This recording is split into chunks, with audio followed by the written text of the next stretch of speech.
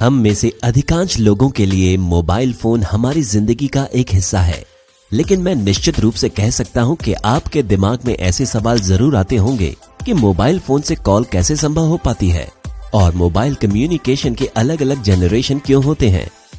आइए mobile communication के पीछे की तकनीकी के बारे में जानते हैं। जब आप अपने फोन पर बात करते हैं, आपके फोन का माइक्रोफोन आपकी आवाज को सुन लेता है।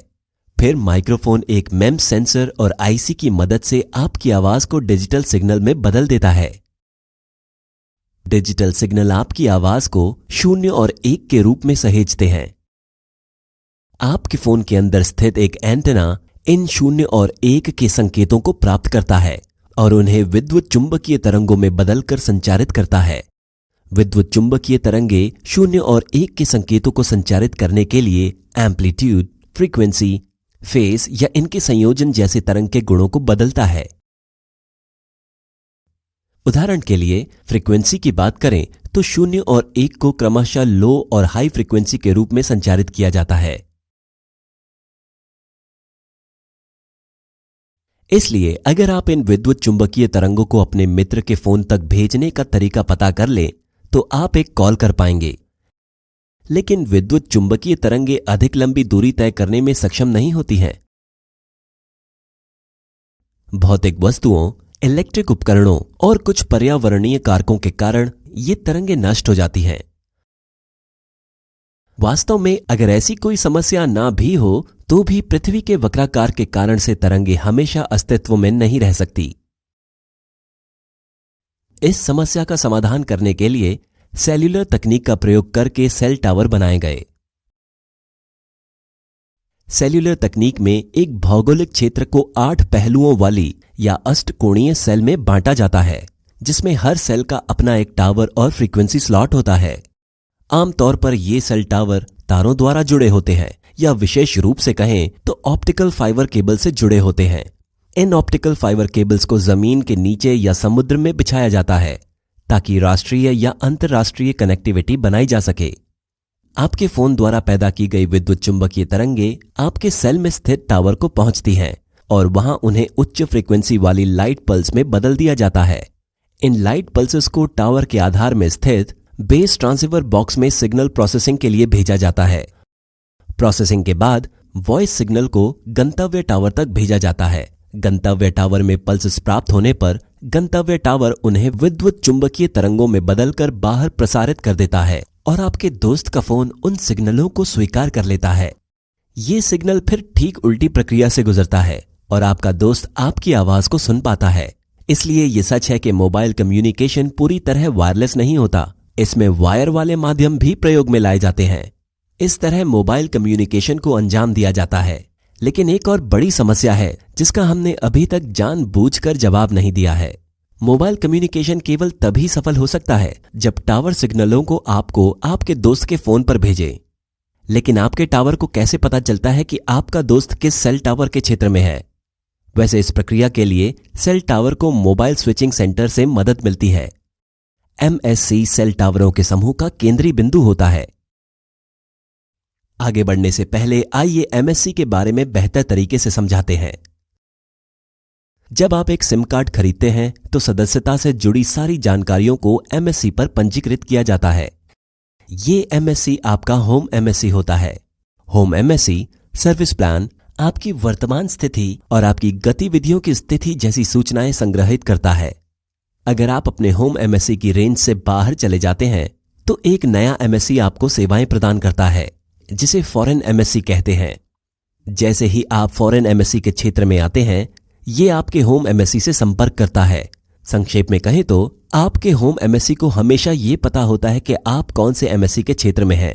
ये समझने के लिए सब्सक्राइबर MSC क्षेत्र के अंदर कौन से सेल के क्षेत्र में है, MSC कुछ तकनीकों का प्रयोग करता है। एक तरीका है कि एक निश्चित अवधि के बाद सब्सक्राइबर की लोकेशन का अपडेट किया जाए। जब फोन एक पूर्व निर्धारित टावरों की संख्या को पार करता है तो लोकेशन फिर से अपडेट की जाती है। इनमें आखिरी लोकेशन वो होती है जबकि फोन चालू किया गया था।